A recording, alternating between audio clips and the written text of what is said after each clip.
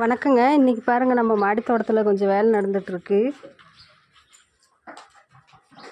இந்த போனக்கல்லெல்லாம் போட்டுட்ருக்காங்க. இந்த ஓடு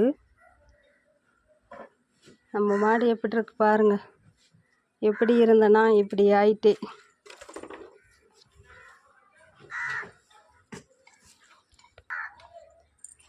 செடி வைக்கிறதுக்காக கடப்பாக்கல்.